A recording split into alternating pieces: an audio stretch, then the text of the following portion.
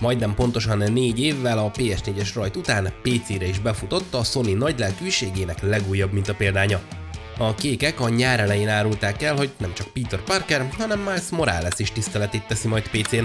Egyelőre azonban csak az előbbit kaptuk meg, természetesen a Város, amely sosem alszik DLC-vel, vagyis a 3 extra fejezettel együtt. A rengeteg gyűjthető apróságnak, teljesíthető kihívásnak és extra tartalomnak köszönhetően a virtuális Manhattanben az ember nem tud unatkozni, de a Spider-Man legnagyobb varázsa még mindig az, hogy bármilyen feladat nélkül is képes elszórakoztatni, pusztán a hálóhintázással. A játék első óráját már csukott szemmel is végig tudnám tolni, annyiszor ültem neki akár a különböző streamek, akár a Pókember rajongó unokaöcsém miatt, de most is azon kaptam magam, hogy nem haladok a küldetésekkel, mert a lehető leghosszabb úton próbálok közlekedni, hogy kiélvezzem az ugrabugrálást. Az egyes kerületek teljesen más hangulatot árasztanak magukból, és 4 év után is rabul ejt, ahogy a kikötő mentén néhány emeletes téglaházakból megérkezik az ember a belváros égigérő üvegfalú toronyházai közé. Amikor a játék PS4-re megjelent, még meg sem száradt a tinta az RTX 2000-es széria bejelentésén, és bár a koronavírus járvány, a chip hiány, a kriptobányászat és a nyerészkedők miatt azóta sem jutott mindenki videokártyához, már nyakunkon a 2-vel újabb generáció rajtja, így hát a fejlesztőknek is fel kellett egy kicsit tupírozni a játékot. Ezen a téren abszolút kitett magáért az Insomniac és a Nixxes, egy nagyon részletes menüt kapunk, ahol testre szabhatunk mindent, a textúráktól, az árnyékokon át, a mélységélességen keresztül, egészen a tükröződésekig. Itt aztán tényleg nem lehet belekötni a pocsaják minőségébe.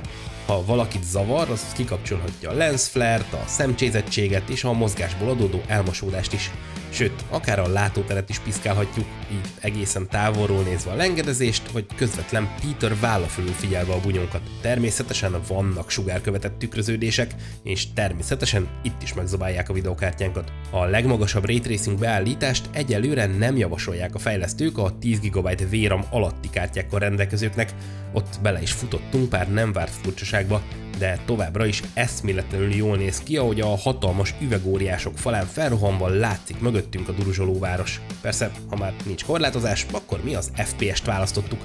A tesztgépben lévő Ryzen 7 3800 XL, egy RTX 3070-nel és 32 GB RAM-mal 4K felbontáson, magas grafikai részletesség mellett olyan 50 FPS körül mértünk, felskálázás nélkül. De természetesen ez a technológia sem maradhatott ki. Ráadásul nem csak az Nvidia DLSS és az AMD FSR 2.0 megoldása közül választhatunk, hanem ott az IGTI, ami az Insomniac Games Temporal Injection rövidítése. Ezt a technológiát használta a csapat annó, hogy a PS4 Pro esetében 4K-ra skálázza fel a képet, úgyhogy mindenki kipróbálhatja, hogy mi működik nála a legjobban. Természetesen az ultraszéles monitorok tulajdonosainak sem kell szomorkodni, a Spider-Man Remastered támogatja a 21:9, sőt a 32:9-es képarányt is. Sajnos csak a játékmenetet renderelik szélesben, a menük 16:9-esek maradtak, ami nagyon szomorúan nézett ki a tévén, amin a 32:9-et szimuláltuk. Az Nvidia Surround technológiájával, ha van elég monitorunk és videokártyánk, akár 3 monitort is beköthetünk egymás mellé, hogy hasonló eredményt érjünk el. A Day One patch egyébként rengeteget segített a játékon, különösen a gyengébb hardverek esetén. Ugyanakkor a grafikai presetek váltásánál esetenként még mindig kifogy a játék, de ezt viszonylag ritkán piszkálja az ember, ha egyszer megtalálta az ideálisat. A nagyon agresszív felskálázást és a dinamikus felbontást egyébként nem ajánljuk, ezek anélkül képesek brutálisan lerontani a képminőséget, hogy érdemi javulást hoznának képkocka számban, és a sugárkövetés bekapcsolása is hozott magával furcsa artifaktokat bizonyos esetekben Pókember ruhája körül, de ezeket még orvosolhatja a következő javítócsomag. Ezeket leszámítva néhány levegőben álló járókelőn és kisebb animációs bakin kívül nem nagyon futottunk bele semmilyen hibába. A tesztnek egér billentyűzettel vágtunk neki, de nagyon hamar átnyargaltunk egy DualSense kontrollerre.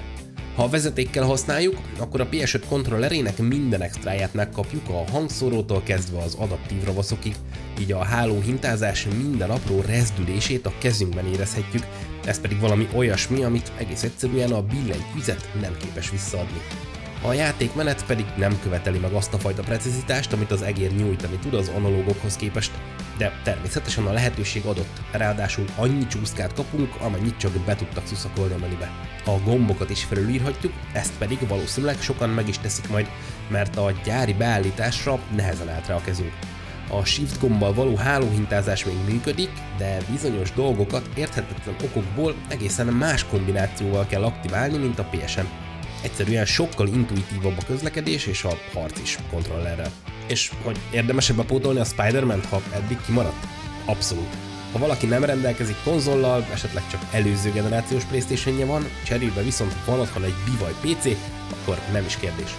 Peter Parker kalandja pontosan olyan szórakoztató, mint 4 éve, csak most élesebb, színesebb és gyorsabb, mint eddig valaha. A pókember egy remek portot kapott, ami gyengébb és combosabb hardware-en is primán teljesít. Alig várjuk, hogy valamikor az év vége előtt Miles Morales sztoriának is nekiveselkedhessünk. Ha már ti is próbáltátok PC-n a pókembert, akkor mindenképpen osszátok maga tapasztalataitokat lent a kommentek között. Ha tetszett nektek ez a videó, akkor dobjatok rá egy lájkot, hasonló tartalmakért pedig iratkozzatok fel a csatornánkra és bökjétek be a csengőt is, hogy értesítést kapjatok, amikor felkerül egy új videó. Hamarosan újra találkozunk. Sziasztok!